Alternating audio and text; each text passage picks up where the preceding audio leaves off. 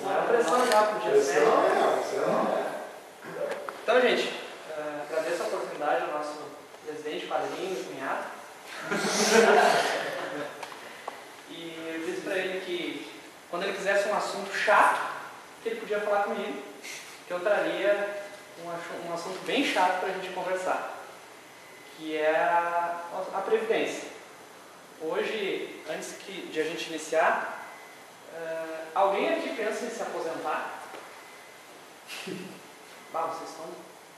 Mas por previdência privada, talvez, né? Vocês estão ferrados. Dizer. Agora vai dizer isso pra mim. Eu já vou te aposentar. Para vocês terem uma ideia, vamos conversar durante a minha apresentação, mas eu trouxe um exemplo prático e feliz. Hoje ele deveria ter em caixa para pagar as aposentadorias de todos os seus servidores no futuro 36 milhões de reais. E nós temos 11 milhões e 700. Então, eu sempre digo, todos que estão hoje na ativa estão ferrados. Não vão ferrar. Aí o pessoal me pergunta, mas então por que um regime próprio? Por que não deixa dentro da Previdência Social normal, regime geral? É a mesma coisa. O regime geral também tem um déficit muito grande, e aí tem uma diferença entre déficit e equilíbrio, que a gente vai ver aqui. O fundo de Feliz ele é deficitário em 15 milhões, mais ou menos, mas ele é equilibrado. Aí vocês vão perguntar, mas como isso é possível? Até 2035, ou seja, mais 22 anos, ele vai estar, além de equilibrado, ele vai estar superavitário, ou com equilíbrio não só no cálculo de previdência, mas também contábil e financeiro, que hoje nós temos 15 milhões de déficit. Mas, antes de falar do que é o regime geral, ou regime próprio, que é o nosso caso, a gente tem que entender um pouquinho o que é a Seguridade Social. Porque é a Seguridade Social que vai definir o nosso regime. No meu caso, e no do Aires, próprio, em quem está em empresa privada, regime geral. E alguns, mais visionários, estão no regime complementar. Não estão nenhum dos dois e pagam o regime complementar. Então nós vamos abordar principalmente o geral e o próprio, e o complementar vamos comentar um pouquinho. Mas o que é a Seguridade Social, então? Dentro da Constituição, lá no artigo 94, ela fez uma divisão tríplice da Seguridade Social. Para quem tem a minha idade para frente, vai lembrar que antes de 88, para você ter acesso à saúde, ao INAMPS, você era obrigado a estar vinculado ao regime de previdência. Se meu pai ou minha mãe não trabalhavam, não tinham um vínculo com o regime de previdência, eu não conseguia consulta num setor público, num hospital, num posto de saúde ou no INAMPS. Era muito comum tu pegar a carteirinha, às vezes de vizinho, de pai, de amigo, e se passar por familiar para poder utilizar o sistema de saúde. Em 88 isso mudou. O INAMPS deixou de existir, passou a existir o INSS, que na verdade assumiu a parte de previdência. A parte de saúde ficou com o SUS e a parte de assistência social ficou com a assistência social. Então, hoje, o regime, a Seguridade Social é dividida em 3 pilares. 2 deles gratuitos e disponível a todos, que é a Seguridade, que é a saúde e a assistência social. Todo mundo tem direito. Independente se está empregado ou não, todos têm direito. Mas um deles, que é a Previdência, nem todos têm direito. Só terão acesso à Previdência os segurados, tanto do regime geral quanto do regime próprio. Então, a gente tem que começar a entender um pouquinho, diferenciar o que é a Previdência dentro da Seguridade Social. Esquecer que a saúde e a assistência, elas não estão mais vinculadas. Então, quando dizem Mas alguém que não trabalha, que está morrendo de fome numa favela, não vai ter direito à previdência? Não. Ele vai ter direito à assistência social. Tá? Então, como essa questão é muito teórica, eu trouxe uma pessoa para me ajudar a explicar um pouco melhor a parte da teoria. Eu vou falar mais da parte prática. E então eu trouxe um economista, ele é da FUNCEF, que é a Fundação de Economistas Federal, do Governo Federal. O nome dele é Afonso e ele vai me ajudar a explicar a teoria. Então ele vai passar a teoria e a prática fica comigo.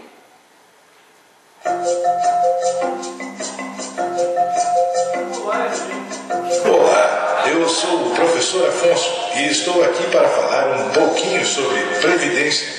Mas antes, precisamos entender dois ciclos que explicam muito sobre o nosso assunto: o ciclo vital e o ciclo laboral. Vamos começar pelo ciclo vital, que representa as etapas da vida.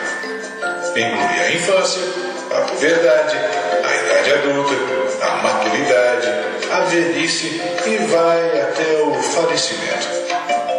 Como cada uma dessas etapas não tem uma divisão clara, é impossível dizer exatamente quando uma termina e a outra começa. Mas conseguimos perceber as diferenças entre elas de acordo com as características de cada uma. Você, por exemplo, consegue dizer em qual dessas etapas você está? A mesma coisa acontece com o ciclo laboral, que nada mais é do que o ciclo de vida na caminhada profissional. Esse ciclo começa com o estágio, passa pelo primeiro emprego, pelo emprego de formação, pelo emprego de carreira e termina com a saída do mercado de trabalho. Ou seja, à medida que envelhecemos, evoluímos profissionalmente e avançamos no ciclo laboral. Mas, ao mesmo tempo, avançamos no ciclo vital e, conforme envelhecemos, não conseguimos mais realizar as mesmas tarefas com a mesma agilidade ou qualidade, o que nos leva a uma perda dos rendimentos provenientes do trabalho. Outro detalhe importante: o ciclo laboral pode ser interrompido, mas o ciclo vital continua. Vamos lá. Talvez no ciclo laboral seja mais fácil identificar em que etapa você está, certo? Então surge a famosa pergunta: mas como você terá rendimentos após isso acontecer? É aí que entra a previdência. A palavra previdência significa cuidar do amanhã a partir de hoje. Vem do conceito de fazer uma previsão antecipada da etapa da vida em que você irá perder sua renda. Mas mais do que isso, a previdência parte do princípio de que todos que participam de uma relação de trabalho devem ser segurados do risco de perder esse trabalho. A perda da capacidade de trabalho pode acontecer em qualquer fase da vida, causada pelo próprio trabalhador, pela atividade em si ou por uma causa externa. Veja bem, de modo geral, existem três formas principais de interromper o ciclo laboral: por idade avançada, por doença ou invalidez ou por motivo de morte. O grande desafio para se montar um plano de previdência é determinar o momento em que o ciclo laboral será interrompido. Depois, ainda tem de definir de onde sairão os recursos para efetuar o pagamento e garantir a manutenção dos benefícios. Se esses pontos não forem bem definidos, o plano de previdência pode falhar em dois pontos. Ele poderá pagar benefícios para quem não precisa ou poderá fazer que pessoas sem condições continuem trabalhando, fazendo um esforço sobre-humano. Pois é, e a nossa sociedade sofre mudanças constantes. A expectativa de vida aumenta a cada ano. As condições de trabalho ficam cada vez melhores e a tecnologia simplifica as atividades. Por causa disso, o plano de previdência deve ser sempre revisto e atualizado para manter o seu senso de justiça.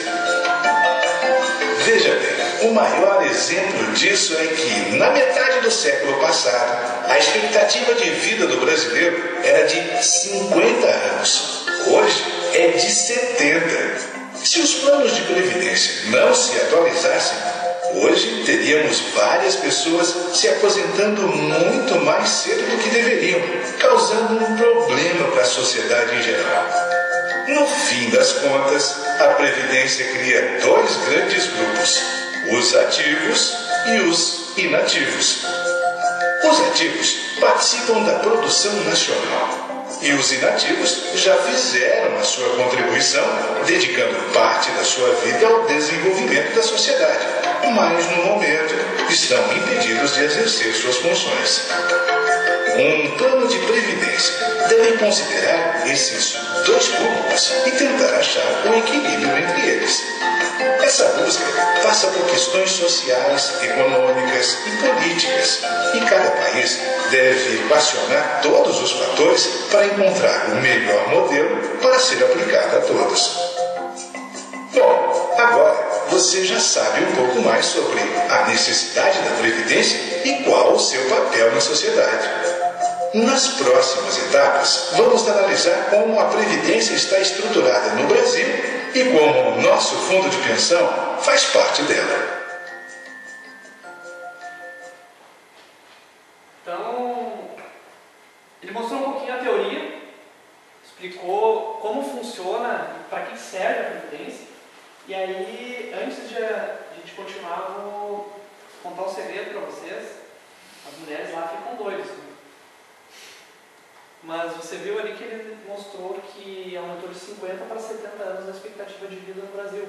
Cada ano nós temos que fazer um cálculo lá no município, considerando a tabela de expectativa de vida que é publicada pelo IBGE. Sempre quando aumenta, é um rombo no fundo de previdência, porque tu tem que ter mais recursos para garantir esse pagamento de um ano a mais, de alguns meses. E uma das questões que ainda não começaram a tocar, mas logo vão tocar, e aí vai ferir na mulher, porque em média a expectativa, vamos pegar geral no Brasil, não só do Rio Grande do Sul que é maior, em média no Brasil a expectativa da mulher é de 74 anos e do homem é de 67. Considerando que o homem se aposenta aos 65, vai viver 2 anos aposentado. E a mulher que se aposenta aos 60 vai viver 14. Então aí começa aquela briga dos direitos iguais. Porque na verdade o rombo da Previdência já se sabe de onde está vindo. Só não querem dizer. Elas ficam doidas quando sabem isso. Uma coisa. Eu sabia. Tem alguma coisa para dizer? Na verdade, na prática, no cálculo, é isso que acontece. Porque o homem contribui 35 anos para ficar 2 aposentados, em média. Não, isso sem contar a licença maternidade, né? A mulher contribui 30 e não paga durante a licença maternidade ainda. Não recolhe, né? Durante a licença não paga. E recebe. Então, durante esses 30 anos, ela paga para, vamos dizer que não tenha filhos, para receber por 14. Então, logo vão ter que analisar essa questão a nível nacional, porque a Previdência ela não está mais suportando esse déficit de cálculo. Existe uma proposta para se mudar isso, que é transformar o que eles chamam de 85-95, que diminuiria um pouco essa disparidade, que significa que o homem se aposentaria quando completasse 95 anos, somado o trabalho e a idade. E a mulher se aposentaria aos 85 anos, somado o trabalho e a idade. Então, um homem com 35 anos de contribuição e 50 e 60 de idade, poderia se aposentar 5 anos antes do que está previsto hoje.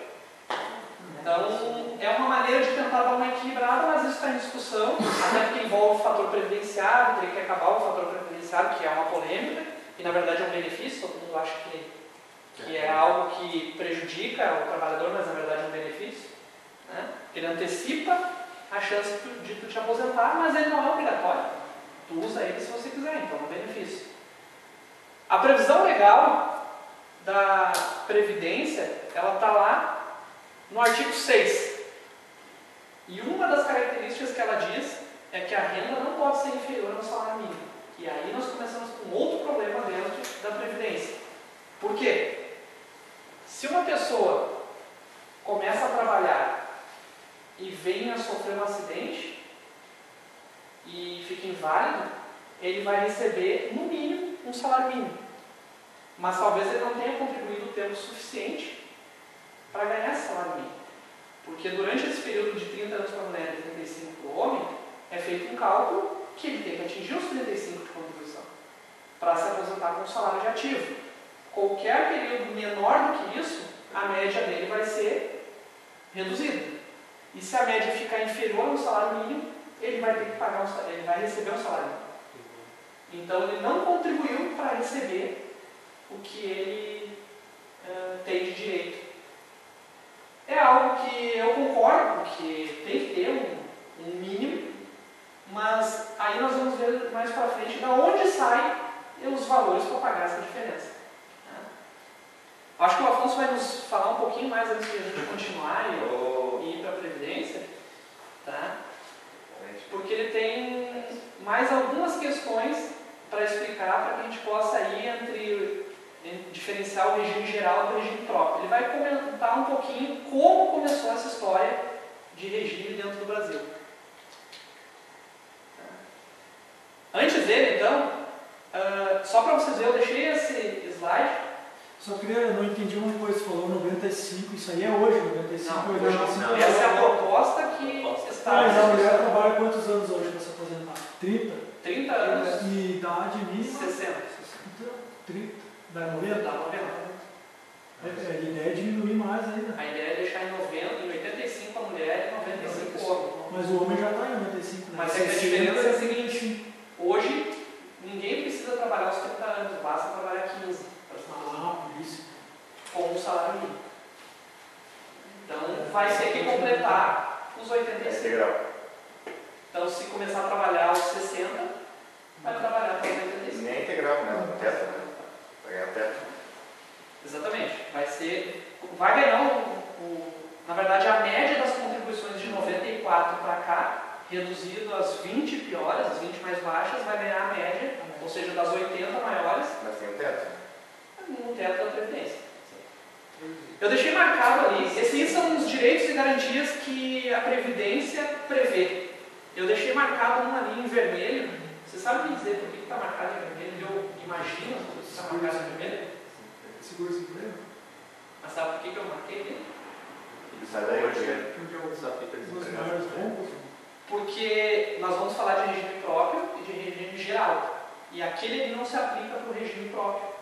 Porque o regime próprio é para servidores públicos que têm estabilidade e, portanto, não precisam de seguro-desemprego, porque eles não terão demissão involuntária. Então, por isso que eu deixei marcado o item, porque de todas as garantias constantes na Constituição, uma delas não se aplica aos servidores públicos. Então, vamos escutar o que o Afonso tem para nos contar sobre a história da Previdência e depois a gente continua. Olá, finalmente chegamos à nossa segunda aula, vamos lá? Já entendemos que a Previdência é uma necessidade da sociedade, mas para chegar onde está, passou por várias evoluções, indo da assistência familiar à responsabilidade do Estado, se tornando acessível a todos. Opa, fui rápido demais, não é mesmo? Ok, então vamos ao começo da história da Previdência no Brasil. Há quase 100 anos, os ferroviários foram os primeiros felizardos que, por meio da recém-inaugurada Caixa de Aposentadoria e Pensões, tiveram auxílios e benefícios estendidos a toda a família. Ao ver o sucesso dessa iniciativa, muitas empresas seguiram os mesmos passos e, sem saber, começaram a construir o que seria, no futuro, um modelo previdenciário.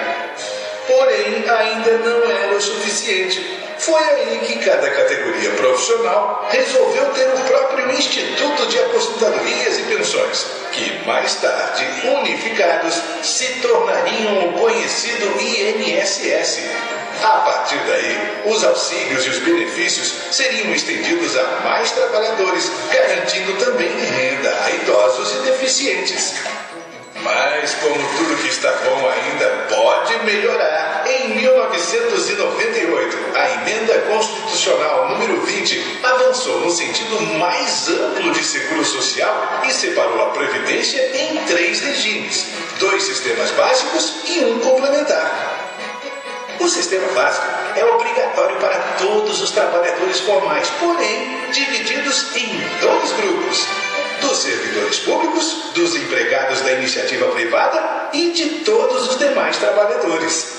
Já o sistema complementar é aberto a todos, mas sem ser obrigatório. Ele serve como um complemento para os benefícios recebidos pelo sistema básico, garantindo a qualidade de vida na aposentadoria. Para ter acesso a esse complemento, existem também 2 caminhos: as entidades fechadas para funcionários, mais conhecidas como fundos de pensão, não possuindo fins lucrativos, e as entidades abertas, formadas por bancos e seguradoras abertas ao público geral, porém visando a lucros.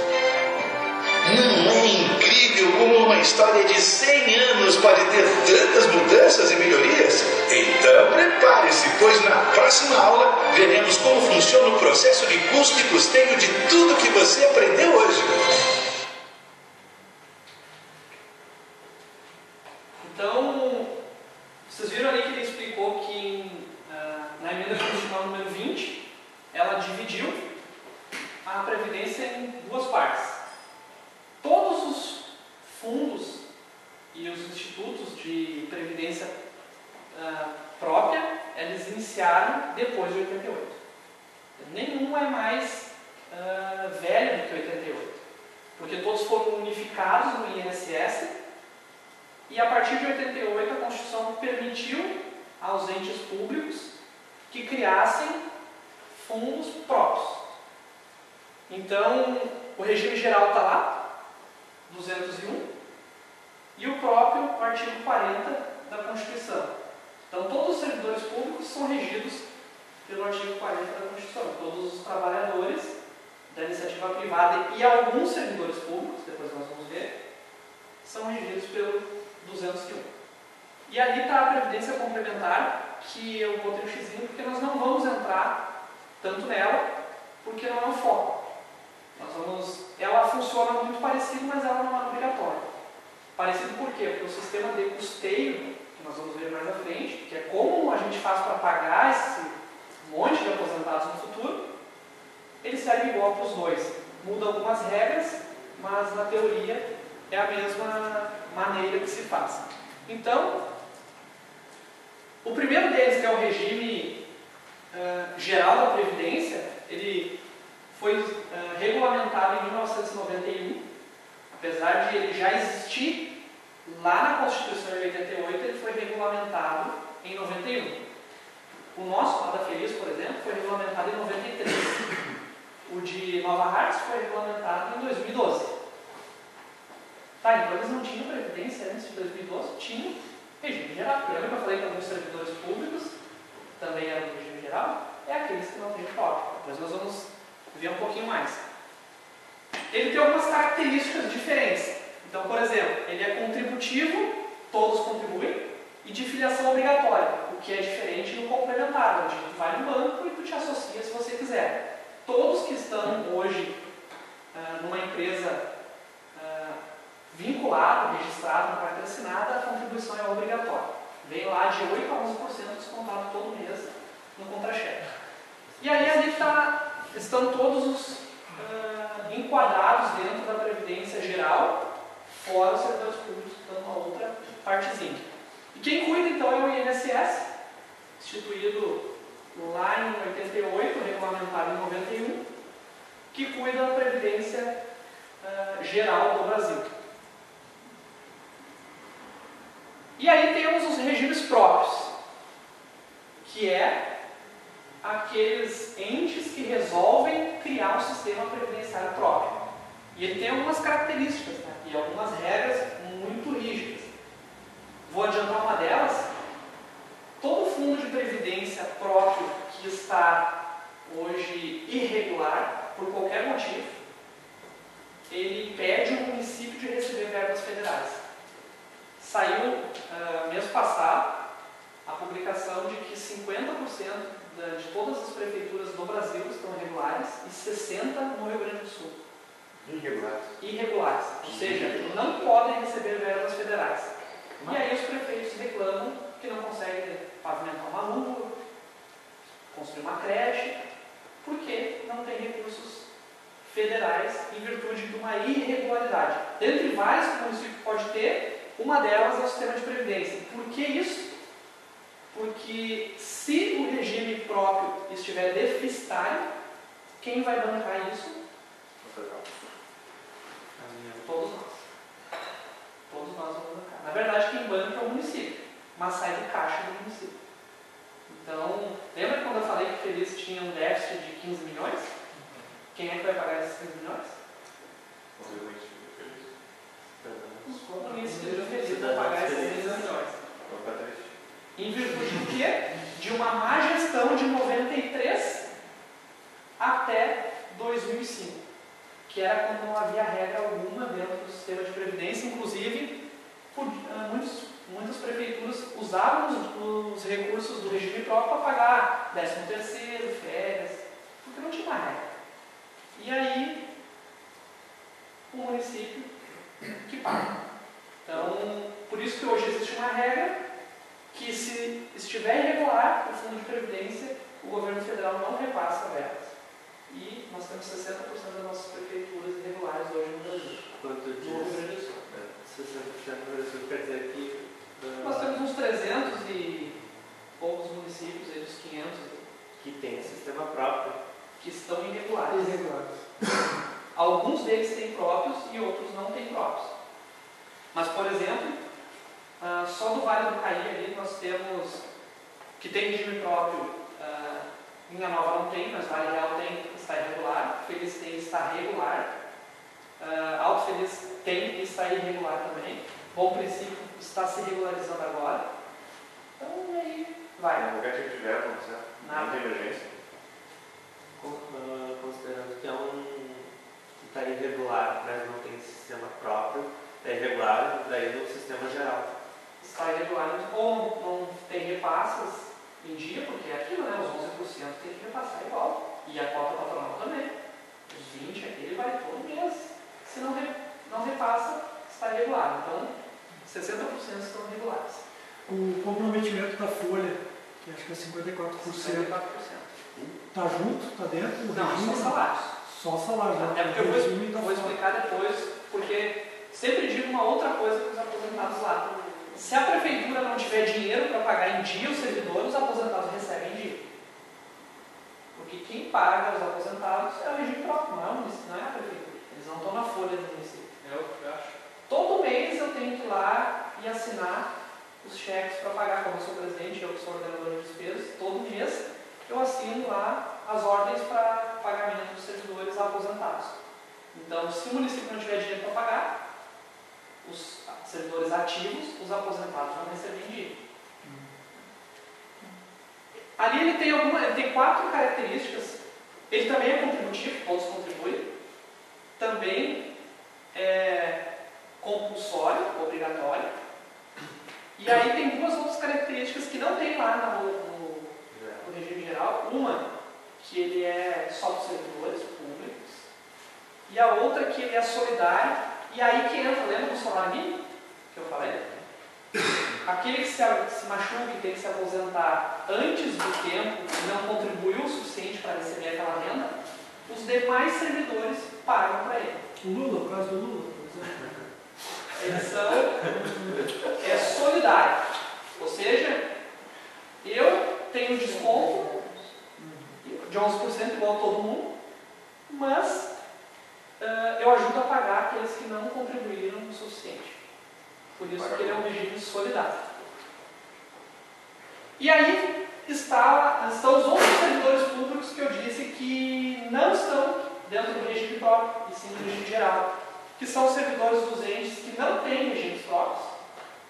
E aí vários municípios não têm regimes próprios, então eles estão filiados ao regime geral. E ainda os empregados de empresas públicas, e aí entra Banco do Brasil, entra Correios, entre vários outros, hospitais, né? que o provimento é por